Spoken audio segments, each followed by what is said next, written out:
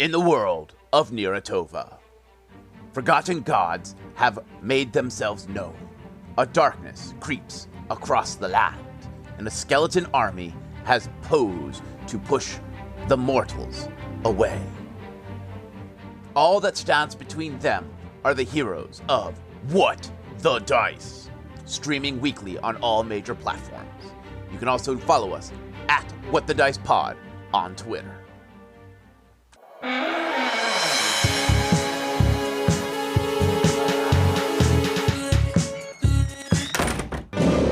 It started with a game.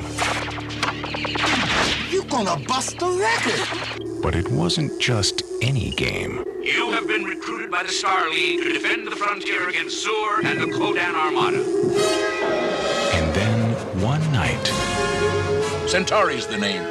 We have to talk about a matter of utmost importance. Welcome to the latest episode of the podcast That Wouldn't Die. I'm your host, Kevin. With me, as always, is Aaron. Hello, people.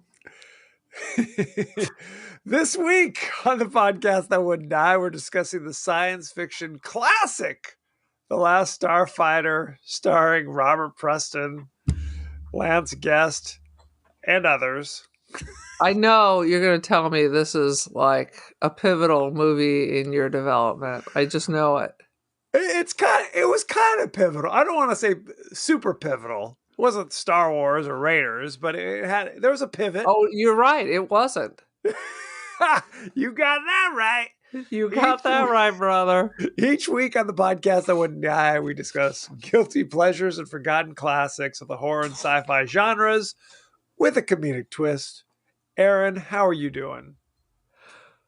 Oh, I got to show you my treasures. I went to a record sale this weekend and I got two beauties. Look at that. Look at that. Can you see that, children? Andre Previn. Andre Previn, only the finest. I guess. I know. Lovely rollerball. And it's a Norman Jewison film. I mean, he did everything back in the day. He did. There's no shame in his game. Boom. So, London Symphony Orchestra. So, but wait, you say, but wait. There's more. There is more. That's at least John Williams. Maureen McGovern. Absolutely. No, Maureen McGovern, which I also thought it is Maureen McGovern, but it's not the Poseidon Adventure with There's Got to Be a Morning After. Yeah. This lesser Maureen McGovern disaster song is We May Never Love Like This Again. Yeah. Not Burn Baby Burn or something like that. That's a disco inferno, my friend. So these are going to go on display with my Dune soundtrack.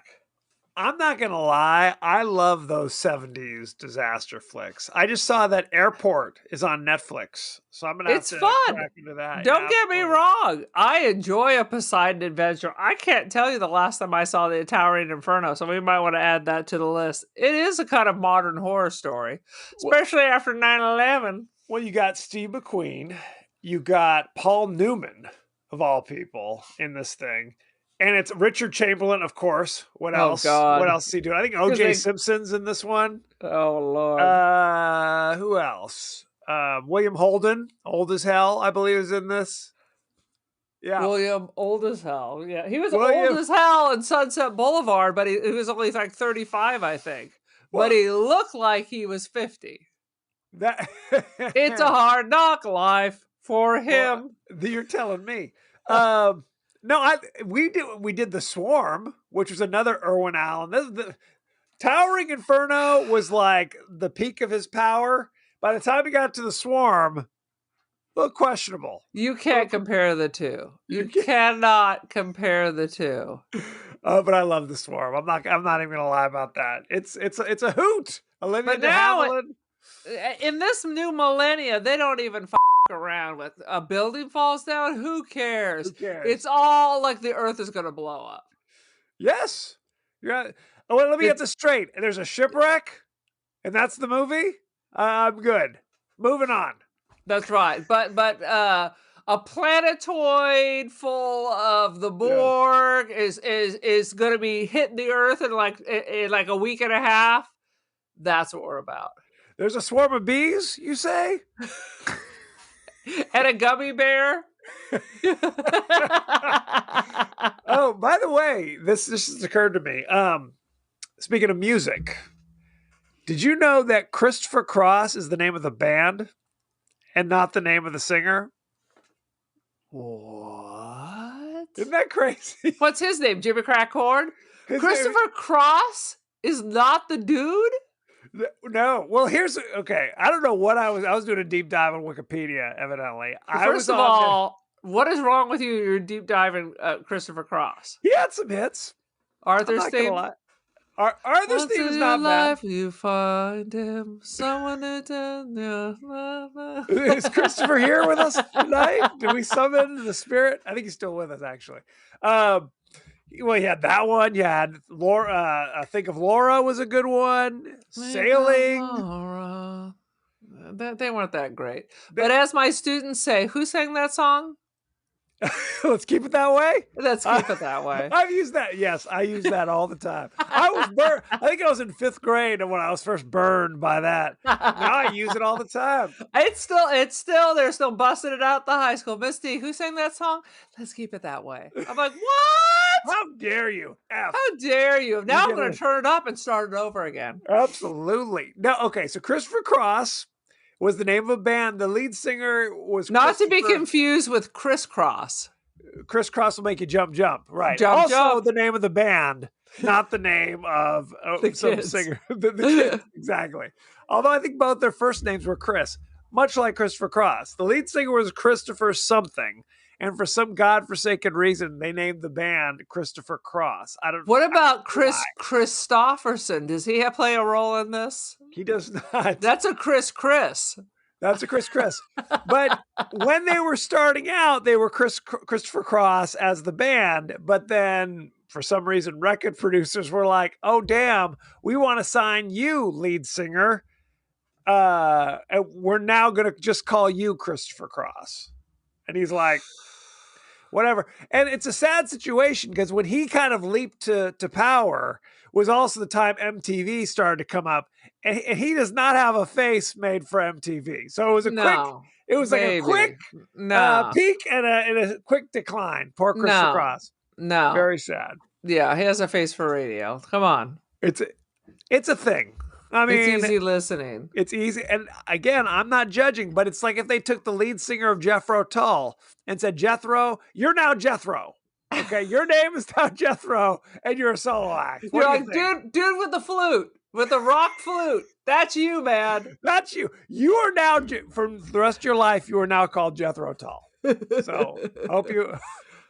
But that's cool. I mean, not to. Well, we are besmirching him, but let me just put 2 words out there. Yes. Air Supply. I love Air Supply. Don't get me wrong. I loved Air Supply, but there was never a moment in my life where I'm like, I kind of have a soft spot for that little teeny tiny elfin, dark-haired leprechaun. Little Australian leprechaun, yes. Don't get me wrong, and I have seen them and sung along like I was being beamed up by my chest by aliens. I was like, I was just singing full force their songs, but my eyes were closed because I don't need to see that. They're not attractive. I saw them in concert as well with Rick Springfield. So it was, yes. Oh, they're coming with a Little River Band here, but it's not the Little River Band. Like, I guess one dude played with them in the 80s and then sued them. So he has the name. So the real Little River Band apparently is traveling around with some other strange name. Well, on some level, as long as the lead singer is involved in some way, or at least a sound-alike in the case of Journey. In the case of Journey. I also picked up a Journey album during my weekend. I love Journey. But let me tell you this about Air Supply. On Twitter, somebody posted one of those things that's like, what album are you listening to right now? Like one of those kind of threads that people respond to. And everybody was like, I'm listening to Pink Floyd. I'm listening to Led Zeppelin. I'm like, serious shit. And I responded with, I'm like, I don't care. Air Supply, what? And everybody's like, What? I kind of like Air Supply. Say That something was- else.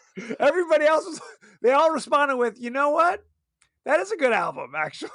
And I will tell you, I would go see Air Supply, but I saw them 2 yes. years ago at the county fair for free, and now they want $100 a ticket.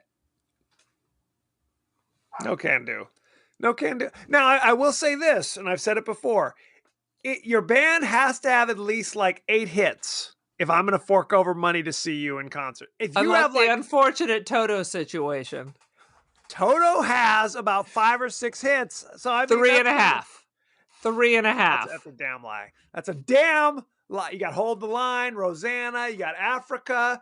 You know And- I won't hold you back now. I've never heard that song The in my life. love we had just Are you can't. just riffing? Is that This like is- a made-up song? That is a real. They had at least one other song. As I but- said, 3.5, but they played for an hour. Literally said, okay, now this is the part where you guys all sit down and relax. And then when they're about to play a recognizable song, they're like, all right, everybody up. Here comes Rosanna. And I always wonder about Rosanna because we're 10 minutes into the podcast. We have not talked about Last Starfighter at all. That's all That right. being said, Rosanna is sung by a different person than the person who wrote it. This is a confusing thing for me. And you know, it was written about Rosanna Arquette, Correct. And she's in How the did- video. and she's in the video. So it's a weird. So am I singing about your girlfriend, or did you write a song about my girlfriend? Whoa. You mean, I thought it was the lead singer. He did not write that. He's singing No. about somebody else. That's So- my question. Wait, is it a question or a statement? Either one. It's an So do you imperative. know? I or don't you know don't the know? answer. Oh, I shut don't know the answer. It's got to be the lead singer. You're just pulling stuff No, out. he did- What he if he really cured cancer? No, he didn't write. The lead singer did not write the song. Oh, So it's either the lead singer singing about somebody else's girlfriend, or hey, why are you writing a song about my girlfriend that I'm going to sing about? well then who the wrote it? I mean, another member of the band, like the Oh. guitarist or somebody. Well, then we can always talk about how that song in Africa are almost identical. So we can do that too. What is wrong? Okay, we got to move on. I'm Dude, sorry. This is very- I remember walking into a record store and asking for Toto and getting my 8-track. So Did you say Toto? Did yes, you really the hit man, that second T? and literally the man was like, "Oh, Toto, here you go." Literally mocked me to my face. As he And should. I think I was like 13 years old. So that's when I knew record store people were bad. That is true, though. That is true. Now, give us your 30-second synopsis of The Last Starfighter for the name Vault's decent and holy. I mean, it's produced by the people who did Dallas. All I can tell you is in the cleanest trailer park full of the most non-methiest people in the world, there lived a video game where the only teenage boy would spend hours, even though he's got like a 25-year-old girlfriend. Anyway, it's like Tron, where he's beamed aboard some kind of parallel universe to fight the other people that are coming to destroy the world. And for fuck's sake, Robert Preston, hot off of Victor Victoria, they said, let's put him in there because that makes sense. And then, good wins, I guess. Once again, I must ask the question, just because these are the first people you meet, how do you know they're not the bad people? You know, I heard Hitler had a sense of humor. He was a wacky guy. What if That's a question. That's a good question. How do you know whose side you're supposed to be on? What if Hitler went into another dimension and pulled someone in with magical powers and had it his spin? Let me tell you about what's going on here and why I'm trying to save the world. Well, I think the moment he started talking about genocide, you'd say, check, please. Bring me Right? John Carter? Is that what you mean? It all comes back to John Carter. Bump. Absolutely. Uh-huh. Robert Preston, famously from The Music Man in like what, the 50s. Oh yeah. He he had a bit of a moment for a couple years in the 80s. And I love Robert Preston. I mean, he is great in this.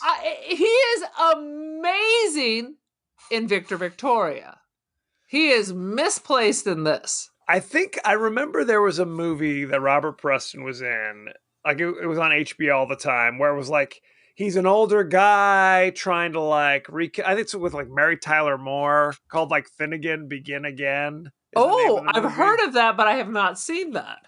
If I'm remembering that, because again, no, that sounds right. I must have been 6 when this was just on HBO nonstop. So there was a period where I was like, well, obviously Robert Preston is the most successful actor the world has ever known, because he is in every movie on HBO at this moment. Every movie with the worst rug you ever saw ever. I had a fluttering heart in The Music Man from back in the day. I love musicals. He's a music man. He's a what? He's a what? He's a music man. And he plays clarinets to the kids in the band and the big drone and the rat-a-tat drone and the piccolo. I can go on and on and on. Stop me. But honestly, he's amazing in Victor Victoria. I love that movie. I think he's amazing in this movie. He is terrible in this movie. He is like it is the worst mismatch I ever saw. You could argue his choices in films. I'm not arguing that. I'm just saying. What are you arguing, sir? A certain something. Je ne sais quoi. So you've never even heard of this film before, is that correct? I have never seen this train wreck of a thing. Why can't we get these people on that train to Busan? We're bringing back all the old hits on this. All the old hits. All I can tell you is when there is a beta robot copy of you who's kind of a better actor and more likable than the real you, then we got a problem. Okay, again, he's playing 2 roles in this movie. Lance Guest, no relation, is playing the real Alex and the Fako robot beta Alex. Okay, he's both. I like the beta version. I thought he did a much better job playing that role than the hero role. Quite frankly, that was the most boring part. If you want to do a video game movie, you got to go back to the original Tron. I'm just saying that. This is no Tron. Okay. Well, they used this is behind the scenes, but they used the same technology from Tron to kind of do their thing here. So good times have about. Now, like I said, I believe, I know I didn't see this in the theater, but I'm convinced that I saw this on HBO. Like it was on HBO along with Finnegan Begin Again 1,000 frickin' times a day. It sure wasn't the movie channel.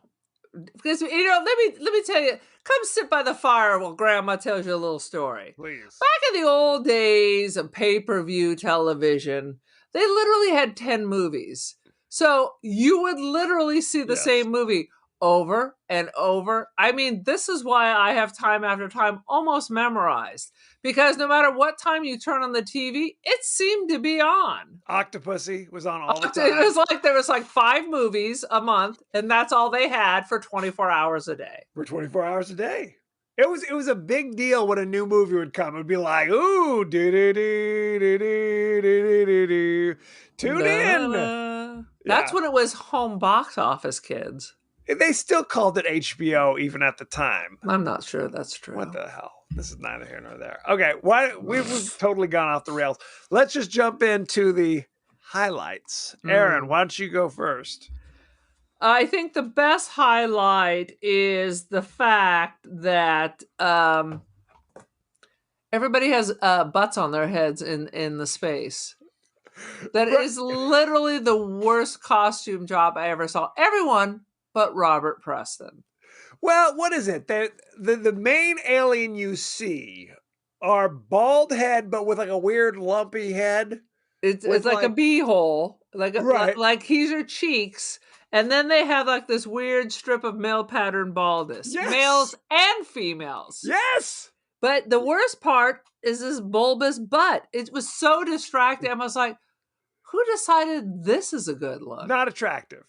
Not attractive. Speaking of somebody who has a similar hairstyle, not attractive. Let me just tell you. You have to add Now you know for Halloween you just The need to big have a bulbs. big butt right here. Something up here.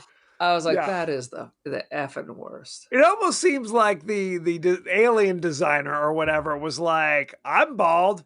I think all aliens should be bald as well, so I can So- fit in. Same people with John Carter, because all bald people are also sinister and very, very smart. That is true, though. I think we can all agree on that. I think you need to grow now that you're working that way. When it finally happens, you need to get a sinister mustache that you can twirl. I already kind of twirl it evilishly. No, it's like I have a beard, not because I consider myself a beardy person. I'm just a person who considers himself somebody who doesn't like to shave. So that's eventually what you it's get. going to be this bullshit that I'm seeing around with the motorcycle people where it just grows a straight line down. No. Like your ZZ Top, but without the money. No, that is not what's going to happen. I have some trimmers. I'm going to get to it. It's not going to be years later. I'm Rip Van Winkle or some shit hanging down. You're like, there's a bit of I'm an steak old over man. here. There's a French fry locked in there. There's whatever the hell you ate. There's a Lucky Charm stuck to the bottom. Save it for later. Little Save it for later. Now, okay, the the story of this is that the video game The Last Starfighter is some kind of what? If you pass a certain level, then you've really passed and they come collect you to actually be a starfighter in space? 1 million points. That's all it takes, kids. I set a new world record against what? The other denizens of the trailer park? Yeah, congratulations. Against the old lady who keeps tripping the power. I mean, what is this? At first, I thought, is this? I was starting. You know what I was getting the vibes from? Please. Was what's the book about the future? Ready Player One. Like they're in the stacks. I was getting the stacks kind of vibe. I wonder, because he would have been old enough to see this. With the trailer parks, this is pre-stacks, but I wonder if I was getting that vibe. Maybe an influence. Makes sense. So, and they establish Alex wants to leave town, right? Go to college or something, but he doesn't want to go to junior college. He's going to get like a loan from a bank to go to school, because did they not have student loans in the 80s? I don't know, but how about it seems to me I had friends in college that in fact got student loans, but he went to the bank and was mortgaging what? His kidney? He offered up not one but both kidneys. Just in case. Literally have never heard of someone applying for a student loan and not getting one. Because have you? Loan. Well, I mean, don't you have but to? But it's guaranteed by the government.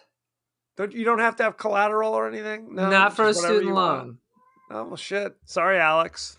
Maybe this is Reaganomics, right? Back then, it was just like F off, you're on your own. Blame it on Reagan. It all goes back to that eventually. All goes back to Reagan. So rather than hang out with his hot girlfriend and I guess study so that he doesn't have to like beg for money to go to get a scholarship. How about that? No can do. Work hard, get good grades. How about that? How about that? They will give you a free ride. There's something happening in the back of your picture. Do you see? It's the effing cats.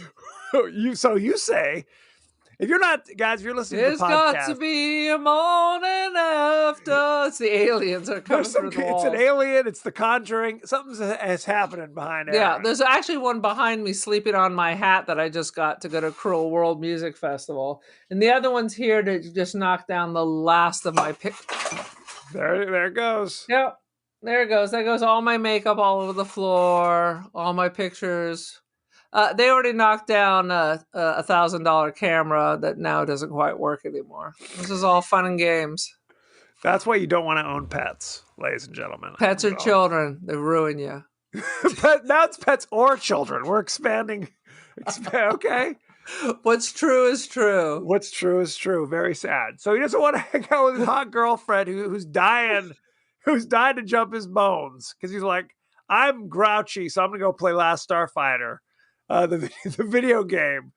And I kept thinking to myself, when they finally pick him and take him to space, I'm like, playing a video game is not like flying a starship. And I mean, it's like if I play like a pilot simulator or some shit, an airplane simulator, could I just grab the wheel of the car or the plane and fly it? I now I can land it. Jesus take the wheel? Is that how it is? Jesus take the wheel. That's what I'm saying. And I couldn't understand because they throw him. They're like, oh yeah, you're gonna be one of the starfighters. And then there's like a line of other weird, jacked up alien types. Why does there always have to be an octopus man?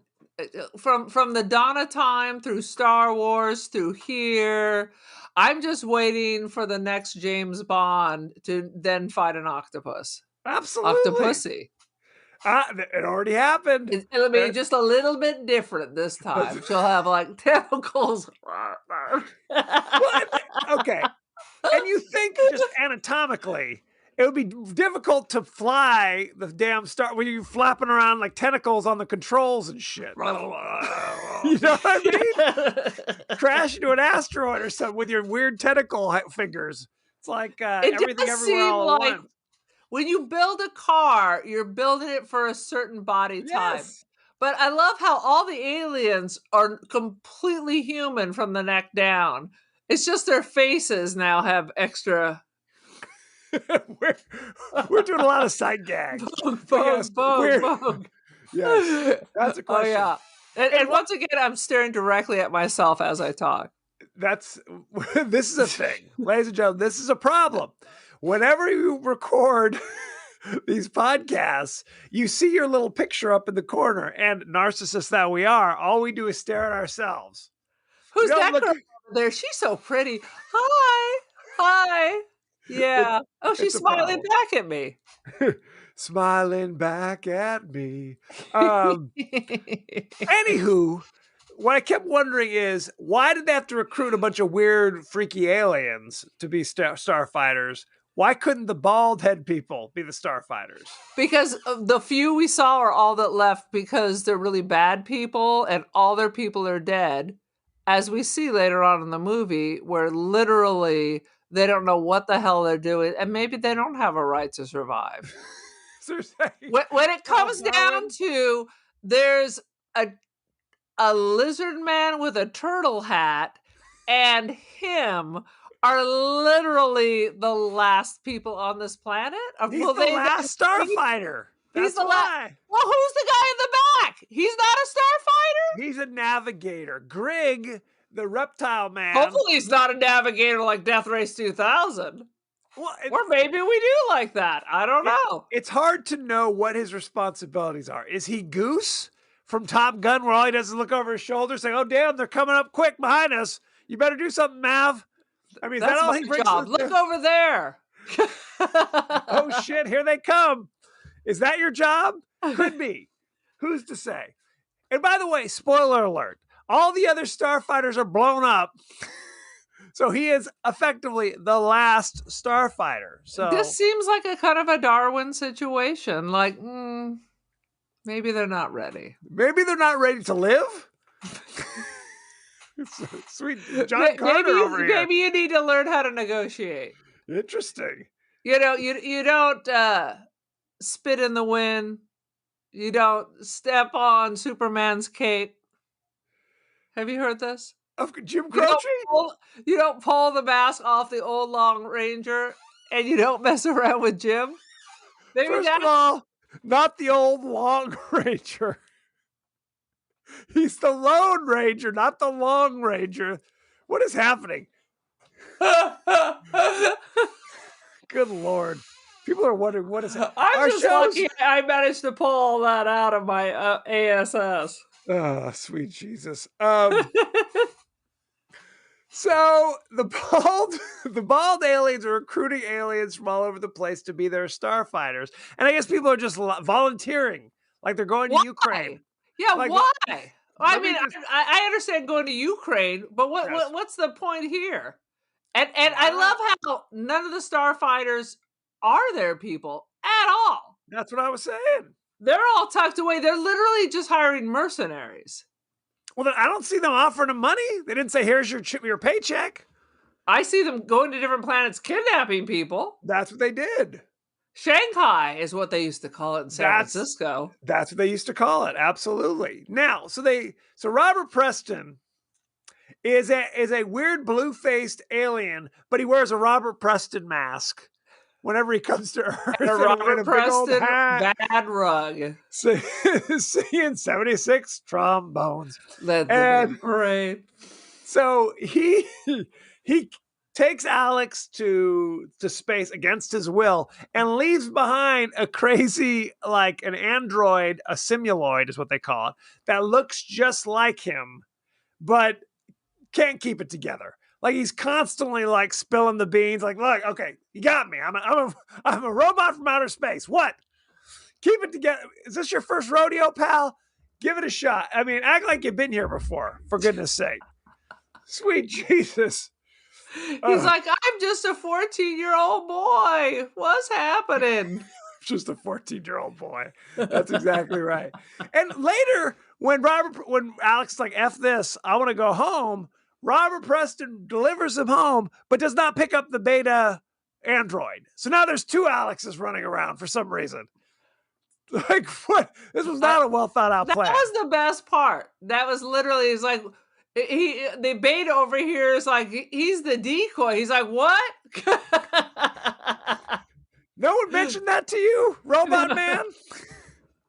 And then Alex turns to the robot and literally says, why don't you guys be the Starfighters? Oh, we're not allowed.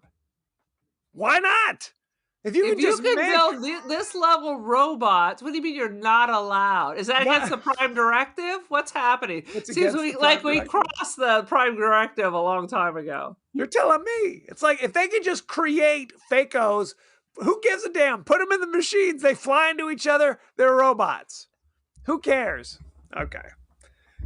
Agreed. Sweet Jesus. Sweet Jesus. Yeah. Did you notice that Alex's little brother had a big stack of porn that he was constantly rifling through in his bedroom? That was humor in the 80s. This kid... Go to bed or I'm going to tell Mom that you got a stack of porn. The kid is 7.5, if he's a day. And he's got a stack of Playboys at least 6 feet high. And it's like, first of all, does he buy them himself? Did he find them in an old box in the woods? Which is how most of us found porn back in the day. Or in our Uncle Frank's bathroom. Now Aaron, we do not have to give family secrets on every episode. We don't have to, but we do. Sweet. No wonder our family doesn't listen. They don't want to know. They're happier not knowing. Is a sad situation. So that was played for laughs, and he lives in a trailer. So that means his mom at all times is 4 feet away from him. At all times. Okay? And yet he's constantly dusting off, oh, who's Miss April? Let me dust this off. It's like, and you're in a bunk bed. He shares a room with his brother. Isn't someone going to get woken up? Is there an earthquake? And they're like, what? Is there another tremor up in here? What's happening? Why is the popcorn ceiling directly above me? Yikes. Is it raining in here? What's happening? Now that's a bridge too far, young sir. I think baby bro must have a head cold or something because there's tissues all over the place. Yeah, it took a dark turn. And who stole my lotion? There you go. He must have very dry skin. Absolutely. It's Gold Bond. Oh, sweet Jesus. I literally don't have any notes. I'm like, again, the villain has to tell you the entire plan, like every James Bond movie. Yep. I did have something about the red team talks like Cylons. If you know, you know. They do. The red team. Well, because there's the Zur, who's the turncoat. Like he's the evil son of the president or whatever, who's gone to work with the evil aliens whose name just jumped right out of my brain. It was something. It was like Biscuits and Spoon. I don't know. It was Biscuits and Spoon. Absolutely. And he goes and works with that. They have an armada, and I guess they're just conquering all the worlds. And there's two main general dudes, and then there's a bunch of these other guys who wear these goggles, and their mouths don't move when they speak like Cylons. And it was also kind of reminiscent of Flash Gordon. Remember there's that scene where all the weird dudes have the visors and they pull the visors off and they're like, ah! It was the same goddamn thing. Flash, savior of the universe. Absolutely. I think that's about all. And I have the word Death Blossom. Death Blossom. Okay. So Alex is now the last Starfighter. And every time you say Alex, I want to say Alex P. Keaton. Alex P. was a popular name in the mid 80s. He is all the other Starfighters, aliens. Because the dude shot meteors at the base, and like everybody was killed except not everybody was killed, but all the other Starfighter. I keep saying Starfighters. That's something else. The Starfighters. It's a different movie, direct to video. And Alex only survived because he said, "F this, take me home." Okay, and the only reason he comes back is because the bad guy sent a weird, crazy-eyed assassin to shoot him. So once again, it looks like a terrible Star Wars dude from the bar, right before Boba Fett rolls up. There's some of that. There's some dime store Halloween mask vibe. Yeah. I mean, there's some stuff going on here. So then he's like, well, F it. I guess if they're sending people to kill me, I might as well go back and become a Starfighter after all, I guess. Yeah, he looked like a catfish on, once again, a human body. And the evil alien assassins were called Zandozans. I remember that. Dude, that sounds like something out of Barbarella. It probably a was. Zandozan doesn't make love. A Zandozan is love. No one remembers Barbarella, by the way. Well, that's just a little fun thing for the kiddies. Just a fun if you thing know, to do you here. know. If you know, you know. Any other thoughts and feelings on The Last Starfighter? Dude. Oh, God. It took everything in my power just to give full attention to this. Well, they call it a space opera. Like, it was clearly supposed to be kind of a Star Wars thing, where it was like going to spawn, like, continue. Because he comes back after he wins the day, comes back to Earth and grabs the girlfriend. The girlfriend's like, I don't know if I want to go to space. I was going to go to community college, get a couple credits, work at the Applebee's, get my MRS, and away we go. And away we go. So eventually she agrees to come. And of course, Robert Preston, who was shot to death earlier by a Zandozan, he's cool. He's like, I'm back. And I'm putting my Robert Preston mask back on. Hey. How come none of the other aliens put on a Robert Preston mask? How come it wasn't a whole planet of Robert Preston? And once again, why would they get someone from another planet to be the intermediary? Who are these people? Oh, do you think they're the United States and they just make all these other people do stuff for them? That's what they Is this do. a political statement? Is this anti-Reaganism? I think you just made a political statement. I don't know if the movie's trying to make a political statement. But sweet Jesus. Is this about imperialism, Kevin? Basically, that's what it's all about.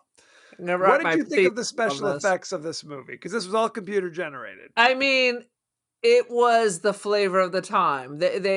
The special effects, the CGI was fun. It reminded me of a time. Now, the costuming could have gone in the trash can. It was terrible. It was terrible. Clearly, another person was handling that biz. But the CGI was very reminiscent of the time. It gives you a warm fuzzy. Well, you know what? It's like if you saw it today, you would be like, this is an excellent cartoon. Is really what you'd say. You'd be like, my goodness, the animation on this cartoon is out of sight. That's what you would probably say if you saw it today. But sadly, it's not a cartoon. It's but it was cutting edge for the time. Yeah. For the time, it was cutting edge. Now there are some. It's not as slick Rick as Tron. I'm going to go back to that because I think Tron's that was very different, though. Tron is like a totally make believe world where it's like, it's supposed to be like you're in a computer. You know what I mean? Where this, it's supposed to be you're out in outer space, and we've already seen other movies show us what outer space is supposed to look like. You know what Right. I mean? I So mean, it's I hear what you're saying, but it still has that kind of vibe of the time. So it it's does. reminiscent. So I don't know what an outsider, someone who didn't exist in that time and space, I'm sure that it was like when we were talking to those people about Jaws. They're like, people now just laugh at it. I was like, That is offensive to me. what? How could they?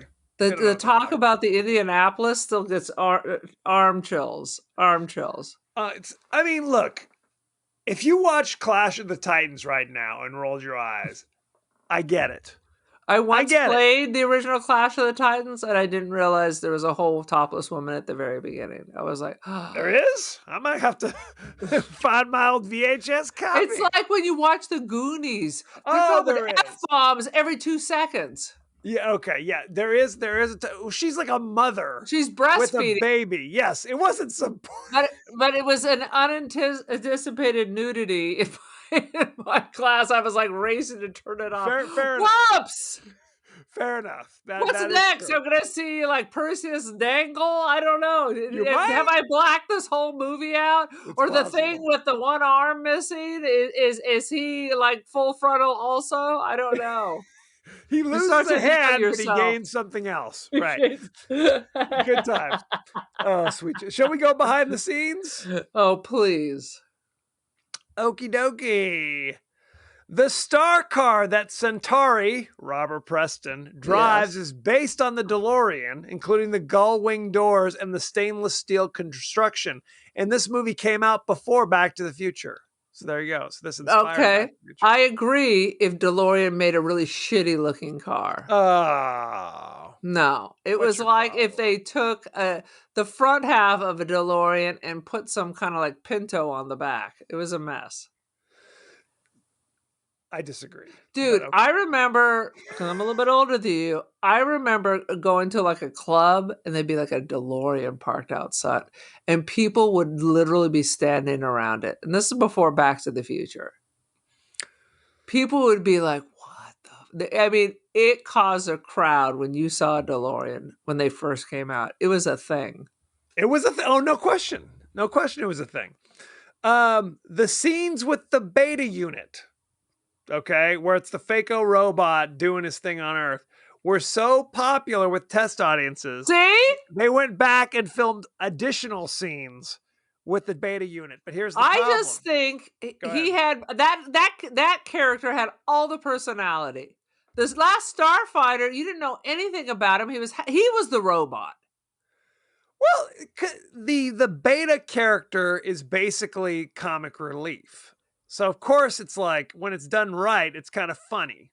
It's kind of funny, but I'm Right. just saying his serious character, you really don't know anything about him. He doesn't really have any personality beyond broody. And I guess that's a thing where you're like, you don't want your main character to be very angsty. You know what I mean? It's like, I understand. Give me a for reason drama's that you're sake. angsty. Right. I mean, you are living in a meth-free trailer park. That is true. Everyone sees happies. Even the bullies seem Count your like blessings, poor. damn it. I mean, even the bullies seem poor. It wasn't like it was James Spader picking up your gal in his Ferrari. He had a fancy new truck, though. But he So looked as that's poor something. as the rest of them. Come on. Well, he wore a cowboy hat, so who knows? See, there you go. I don't know what that means, but It's not a mark of quality. Unless But- you are an actual farmer. That's true. That's true. So the beta unit was test audiences loved it so much they went back to shoot it. However, Alex, the guy Lance Guest, had already cut his hair for a different role. So when they brought him back, if you're paying attention, and you don't even have to look that close, his hair is obviously a wig in like half of the scenes where he is. His hair did the look beta. completely different. I thought that was just them trying to make it like the beta was slightly different or something. He was slightly different. That is true. What else? They clip something on Alex's like lapel. Yeah, like the a translator. Yet later in the movie, he gets into his astronaut suit Is he still wearing the shirt underneath? Because he still understands people. It's like John Carter. After 5 minutes, you conquer gravity. I guess so. And then when Greg goes to Earth and Alex is introducing him to all the denizens of the trailer park, he's not speaking blah, blah, blah, blah, and they didn't understand him. Did they give them all translators? What is happening? It makes no sense. You know what? I didn't even pick up on that. I didn't even pick up on that. That's a tragedy. It's a tragedy. This was Robert Preston's final movie appearance before his death on March 21st, 1987. Wow. What did he die of? I could look that up, but I'm not going to. I'll look it up while you jibber jabber. But I'll tell you what, people were shocked when they found out how old he was. Because he wasn't that old. It was those hard years. You know what I'm saying? He was like 64 in this movie. How old was he in The Music Man? Because he looked like he was 50 there. He died of lung cancer at 68. There you go. Yeah. He wasn't young, but it's like when we watched Friday the 13th, and there's like old Mama Voorhees. Oh my God, she must be 75. No, she was 48. It's a sad situation. Robert Preston and Dan O'Herlihy, who played Grigg, had never met before this movie. So when they introduced themselves, Robert Preston said something like, "Oh, of course I recognize you because you have one of those faces," even though he was in full lizard gear. So there you go. The Music Man came out in 62. 62. So this is like, and he died in 87. So he was 40 early something? 40s. Yeah. I don't know. I guess he looked about that age. This movie has many connections to the Halloween franchise. Oh Lord, tell me. Share. Many connections. Because the catfish keeps getting up after you think you've killed it? Yes, that's why. Nick Castle, the director, actually played Michael Myers for most of the original Halloween movie. Is he related to Bill Castle? He's related to the whole Castle family, the Castle TV show. Lance Guest. Like the horror master. Not that I'm aware of. Damn you. That would have been a good story. Lance Guest starred in Halloween 2, where he was the love interest of Jamie Lee Curtis. And humorously... Is he related to Christopher Guest? No relation.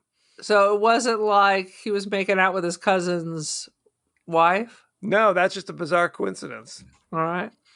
Halloween 2, humorously, his character knocks himself unconscious after slipping in blood. So he survives because of that. Hilarious. The guy who plays Grigg the Reptile Man had a prominent role in Halloween 3, Season of the Witch. Do you know who he played? Okay, don't say anything. Season of the Witch. No, I have no idea. He played Connell Cochran, the evil villain of Season of the Witch. Shut your mouth. Isn't that crazy? Shut your mouth. I would have never thought that. Never, ever, ever, ever thought that. Not in a million years. I was like, what? If you listen to the voice is obviously the same voice. But the guy who plays Connell Cochran is not a young dude. So it's an interesting casting choice to cast this guy who probably was well into his 60s as well. And dip him in plastic. Dip him in a lizard crazy man exactly. with a turtle hat. With a turtle hat. Absolutely. Sweet Jesus.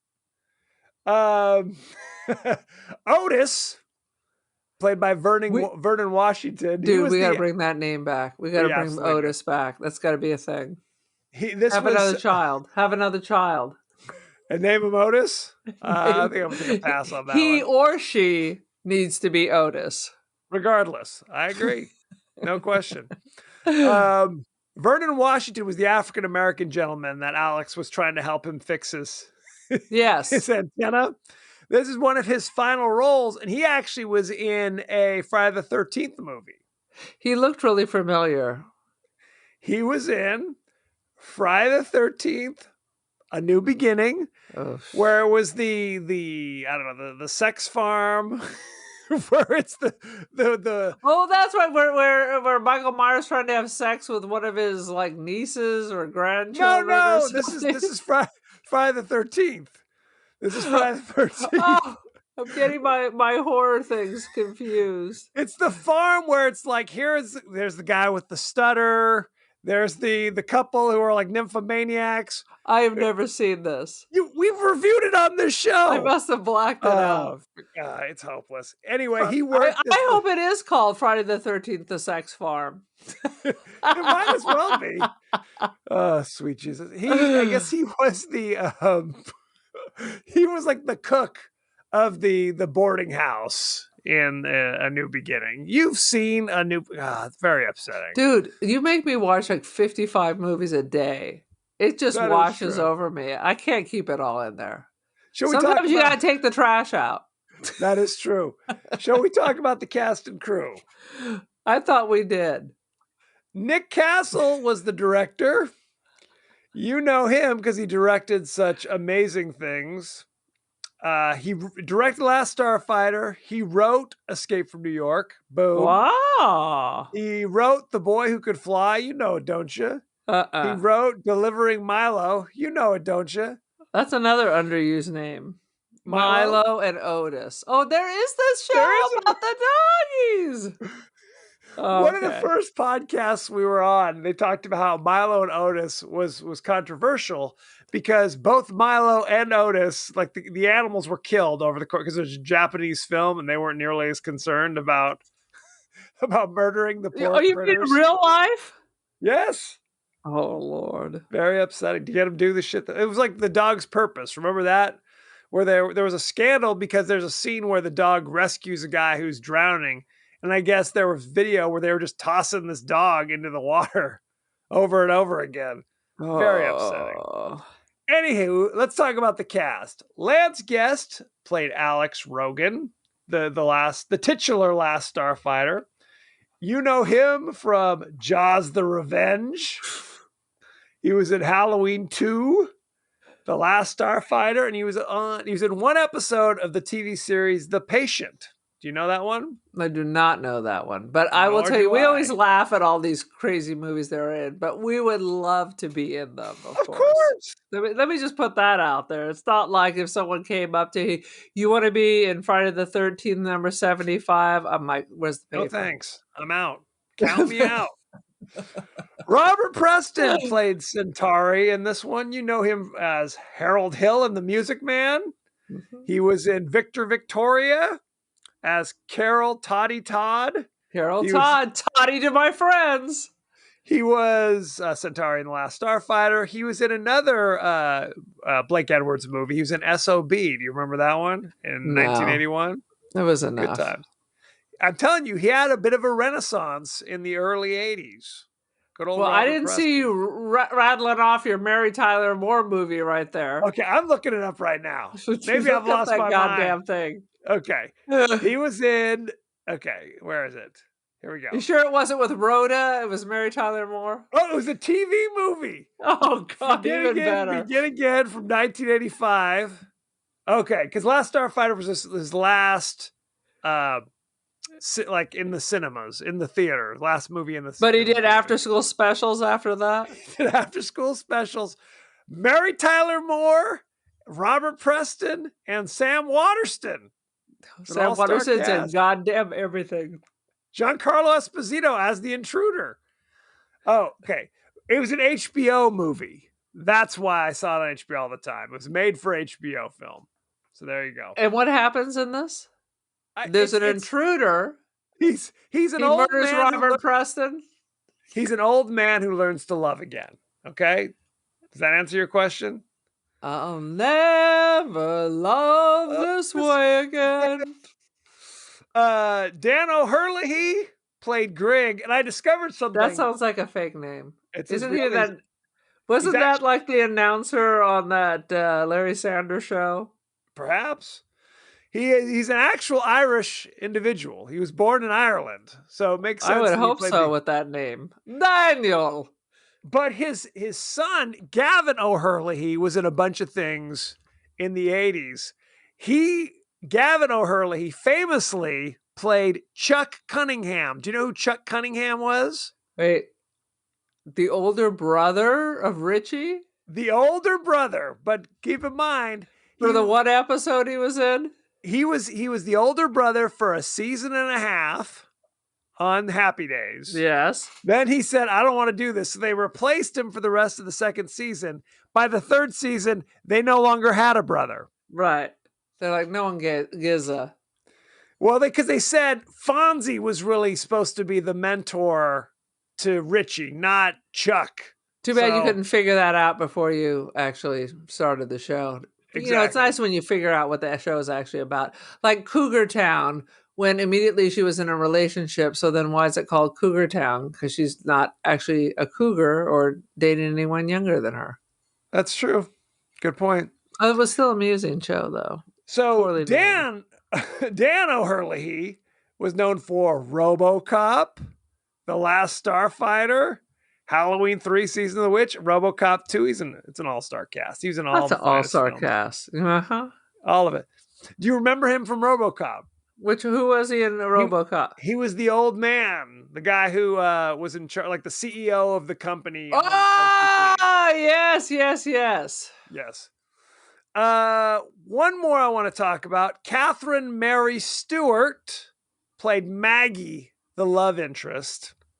You know her from The Last Starfighter, Weekend at Bernie's, Oh Lord, you The know I've never Apple? seen that. and Haven't seen The Apple either. The Apple is a musical, which I've heard is an absolute train wreck. It's an absolute. You got to check. It's right up there with Cats, the new movie with the. Jellicle Cats come out tonight. The Jellicle Moon is that whole movie is just a train wreck. It's The play was a terrifying. train wreck. Intermission. I'm wandering, going, what the is going on? Catherine Mary Stewart, most famously, to me at least, was the star of Night of the Comet. Boom, which we also discussed on this show. Do you remember her on Night of the Comet? No, but I remember Night of the Comet, so we're halfway there. She was the older sister, Reggie. Oh, With when they're reunited later on. Yeah. I don't appreciate your attitude. Missy. Yeah. Let's go check out the rating. Are you ready? Go. The Last Starfighter currently 76% certified fresh on Rotten Tomatoes. What the audience gave it? 64. 70. Oh. Boom. Let's check out the top critics, shall we? And of course, there we go. Gene Siskel. A script that wisely stresses the human over the mechanical. The result is a hugely entertaining adventure film. Indiana Jones could use some of the heart and soul in this picture. What? 5 out of 4. Oh God. Now I know which way my review is going. I was gonna give it some points for nostalgia, but now I'm gonna go just rip the and throw it out of this thing. Roger Ebert. The special effects are competent. That's my man. That's my man. The acting is good, and I enjoyed Robert Preston's fast-talking The Music Man reprise and the gentle wit of Dan O'Herlihy's Extraterrestrial, but the final spark was missing. 2.5 out of 4. Boom. Boom, That's a boom. review. That's a real competent. They did a journeyman's work on this film. They were paid to produce a product, and they did that. What is your review of The Last Starfighter? I'm not even sure I can top that, but I was gonna give it a couple. I was gonna give like 2 reviews. Like if you're an '80s baby, you're kicking around like Kevin, you might enjoy it. You might enjoy it, and if you're a boy, for me, it's just gonna be tiny twin little Robert Prestons nestled in my arm as I sing songs from Victor Victoria. Le Jazz Hot.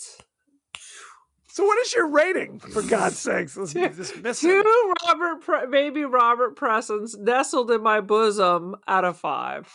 Okay. That's not as bad as I thought you were going to go for. I mean, I can see the nostalgia. I did like the robot. It was fun to see the 80s special effects because they did a good job. They used it where they needed to use it, but unfortunately, they did not do the same with the costuming and the human special effects. It was distracting and stupid. I mean, my biggest issue with the CGI, and granted, I cut them a lot of slack. This was the best they could do at the time, is that there weren't a lot of like broken edges. Like when they blew up the space station, it was like somebody taking a hacksaw to the edge of the, you know what I mean? It was like perfectly like, here's where it used to be. Now it's just totally a straight chop. Right. Where it's like not there anymore. Like there's no crap floating in space or anything. There's no like screaming or bodies or anything.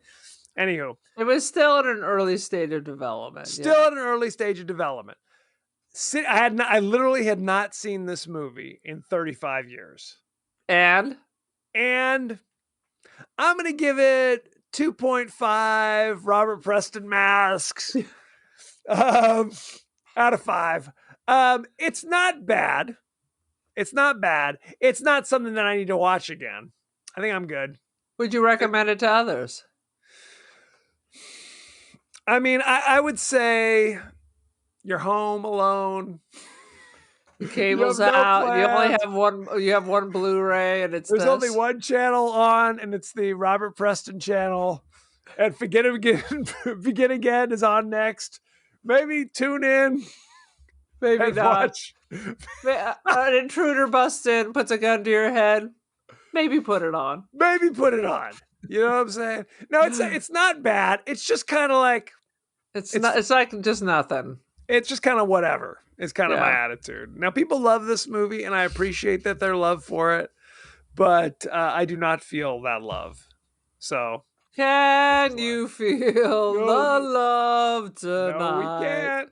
Nope. Very upsetting. So, thank you very much. Go to our page on Twitter at TPodcastTWDie. We're on Facebook.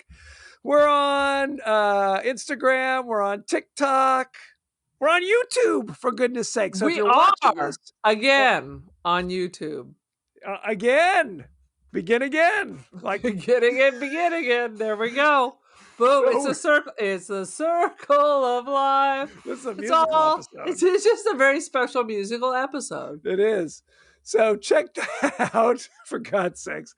You can email us at the podcast that would die at Gmail. We're on Apple Podcasts, Spotify, anywhere the finer podcasts are available. So like, share, rate, and review. By the way, go to our TikTok, Instagram, Facebook, Twitter, and look for our reels, our WTF videos. Hours of fun for the whole family. That's all I'm going to say. It's all the magic of Kevin. Come see the magic. Come Are you having your preteen children just distribute this amongst themselves? They should. I think we can all agree on that. No question. What else am I going to say? Aaron, what's your social media? For goodness sake. There's media. There's lots of media. I am on the Ticker Talker, except I'm not really on the TikTok. I'm on the podcast That Wouldn't Die TikTok. That's me. Well, you're both, though, right? Yeah, you put some stuff out there, too. I am the Cult of Aaron. Join the cult on the Instagram.